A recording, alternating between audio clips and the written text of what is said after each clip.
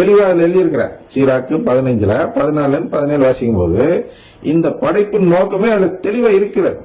உடனே இந்த பகுதி இல்ல இதெல்லாம் அப்போக்ரிஃபா, வேண்டத்தகாத நூல்கள், இந்த கத்தோலிக்க திருச்சபை என்ன பண்ணுது, இதெல்லாம் சேவையில்லாதெல்லாம் உள்ள இருக்கணும், பைபிள் இல்லாதெல்லாம் உள்ள இருக்கணும். பைபிள் எப்படி உருவாச்சுன்னு வரலாறே தெரியாது, பைபிள் முதல் 325 ஆண்டுகளுக்கு திருவிழியமே கிடையாது. அவங்கவுங்க ஒரு சுருளேடை வச்சு பயன்படுத்திட்டு இருந்தார்கள். அதுல இந்த சுருளேடெல்லாம் அது போட்டு பயன்படுத்தப்பட்டதுதான். இதுக்கு மேல்பட்ட விஷயங்களும் இருக்கிறது. அதுல ஈசிபூஸ் அப்படிங்கிற ஒரு ஆயர் இந்த கொத்தை வைத்திருந்தார். இந்த தொகுப்பு, இந்த சுருளேடை அவருடைய மறை மாவட்டத்தில் பயன்படுத்தி வந்தார். அது அந்த திருச்சங்கம் அந்த ஆண்டு கூடிய பொழுது அந்த தொகுப்பை அப்படியே எடுத்துக்கிட்டாங்க. அதுக்கு அடுத்த இதுல என்ன பண்ணாங்கன்னா அதையே கேனனைஸ் பண்ணிட்டாங்க, திருமுறையாக மாற்றிவிட்டார்கள். சரியா? திருமுறை என்ன சொல்லுங்க, அதுல இருந்துதான் இது கடைபிடிக்கப்படுகிறது. சரியா? அதனால் இவர்களுக்கு ஏதாவது ஒரு பகுதி வழக்கம் தர முடியவில்லை என்றால் என்ன செய்வார்கள் என்றால், அது வேண்டத்தகாத நூல், அதை விட்டுருங்க, அது நம்ம இதுல தான் போகணும், நற்செய்தி வாசகத்துல தான் நம்ம பார்க்கணும் அப்படின்னு நம்மளை திசை திருப்பி அடையிட்டு வருவார் இந்த மார்ட்டின் லூத்தர் மாதிரி ஆளுங்க. ஏன்னா அவங்களுக்கு அங்க வழக்கம் தர முடியாது.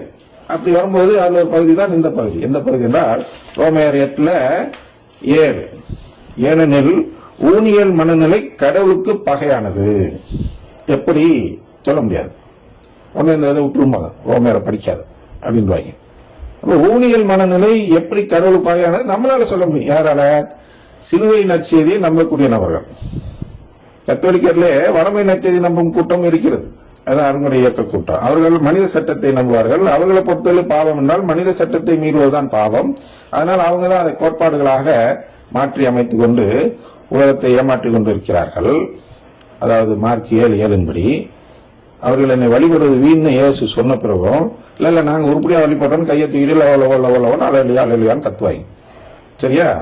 அப்ப அந்த அலையிலுயா பயன் தராது. இன்னும் என்ன சொல்லணும்னா, அந்த அலையிலுயா கடவுளுக்கு நாமெல்லாம் பகையானவர்கள் என்பதை காட்டும்.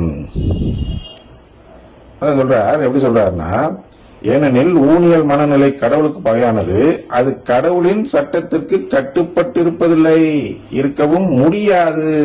கடவுளின் சட்டம் சொன்னல, கடவுள் சட்டம்னா நாமெல்லாம் அவர் குடும்பத்துல சேரணும், அதான் அவர் நமக்கு கொடுத்த சட்டம், முதல் சட்டம். அதுக்கப்புறம் தான் 10 கட்டளை போன்ற மற்ற சட்டங்கள்லாம்.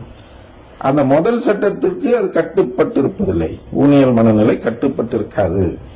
அதனால அது பகையானது. ஏன் பகையானது? ஏன் கட்டுப்பட்டு இருக்கிறதுல? கடவுளின் குடும்பத்துல சேரணுங்கிற அந்த கட்டுப்பாடு அவர்களிடம் இல்லை. கடவுள் குடும்பம் இல்லைன்னு போதிக்கிறவங்களா இருக்கிறாங்க. கடவுள் குடும்பம்னு ஒண்ணு இல்ல, பீலியல் தத்தெடுப்பு கடவுள் செய்ய போவதில்லை அப்படின்னு போதிக்கிறாங்க. ஆனா கடவுள் நம்ம எல்லாம் படைத்த நோக்கமே அந்த நம்ம எல்லாம் தத்தெடுக்க வேண்டும் என்பதற்காக தான். அது மட்டுமல்ல, கடவுள் இங்கே மனிதனாக பிறந்து இயேசு கிறிஸ்து என்ற பெயரில் வாழ்வதற்கான தேவையே எங்கே வருகிறது என்றால், கடவுளின் குடும்பத்தை உருவாக்க வேண்டும் என்பதில் தான் வருகிறது. அப்ப கடவுள் குடும்பம் உருவாக்கப்பட தேவையில்லை என்று ஒரு நிலை இருக்குமேனால் ஏன் கடவுள் மனிதனாக பிறக்க வேண்டும்? இது கேட்ட உடனே அவங்க ரெடியா ஆன்சர் வச்சிருப்பாங்க. ஏன்னா மற்றவங்க பாவங்கள் எல்லாம் சேர்த்து இவர் தண்டனை வாங்கினாரு, ஆனால் நம்மளை தண்டனையிலிருந்து விடுவிக்க இயேசு பிறந்தாருமாங்க. ஏன் வேற ஆள் பிறக்கிறது? தண்டனையிலிருந்து விடுவிக்க சாத்தானே வச்சு அவனை அடி வாங்க வைக்கிறது. ஏன் இவர் அடி வாங்குறாரு?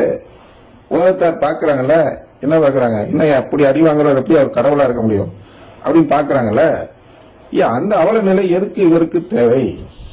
பதில் சொல்ல தெரியாது. பாவம் மன்னிக்கணும், பாவம். அந்த இடத்துல நாம் என்ன புரிஞ்சுக்கணும்னா, பாவம் போக்குவது என்பது கடவுளின் நோக்கம் அல்ல. பாவத்தை போக்குவதன் மூலம் என்ன செய்யணும்? நோக்கம் எதுங்கால் ஒவ்வொருவரும் கடவுளின் குடும்பத்தில் சேர வேண்டும். அதான் நோக்கம். நோக்கத்தை விட்டுட்டு வெறும் பாவத்தை போக்கிட்டு உட்காந்தீங்கன்னா என்ன நடக்கும்? சேர முடியாது. அதனால மார்ட்டின் லூத்தருடைய போதனைகள் கடவுளின் சட்டத்திற்கு கட்டுப்பட்டிருப்பதாக இல்லை, அது இருக்க முடியாது என்று இந்த வசனத்தில் நாம் புரிந்து கொள்கிறோம்.